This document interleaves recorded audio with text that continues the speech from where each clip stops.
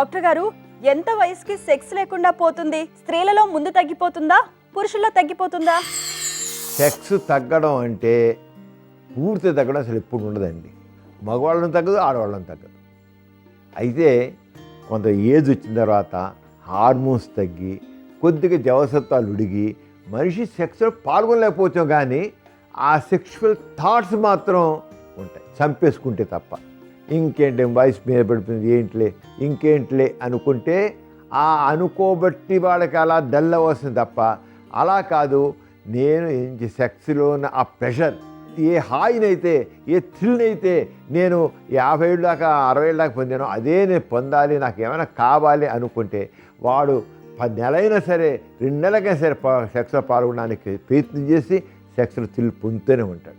యవ్వనంలో ఉన్నప్పుడు రోజుకి 3 సార్లు 4 సార్లు 10 సార్లు చేయొచ్చు.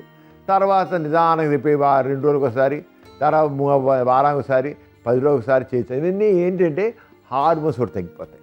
హార్మోన్స్ తగ్గిపోవడంతో సెక్స్ డ్రైవ్ తగ్గిపోతుంది. రెండోది, మనిషికి రకరకాలంటి వృత్తి వ్యాపారాల వల్ల వాటి వల్ల కూడా మనిషికి వరకు స్ట్రెస్ డెవలప్ అవుతుంది. ఆ స్ట్రెస్ వల్ల వాడికి జీవితంలో ఇక ఆ మొనాటిని వచ్చేస్తుంది జీవితంలో. స్ట్రెస్ 60 ఏళ్ళు వచ్చిన తర్వాత ఏంటంటే ఇంకా హార్మోన్స్ బాగా తగ్గిపోయి ఏదో అప్పుడు చేస్తారు. అసలు చేయకపోవడం ప్రశ్న లేదండి.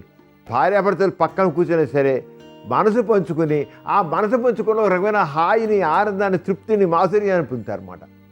అంచేత సెక్స్కి వృద్ధాప్యం లేదు.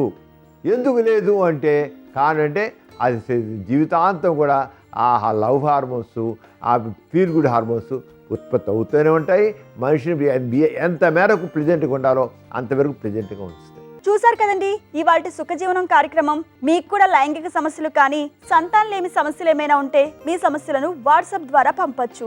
8008532087 అనే నెంబర్కి వాట్సాప్ చేయండి.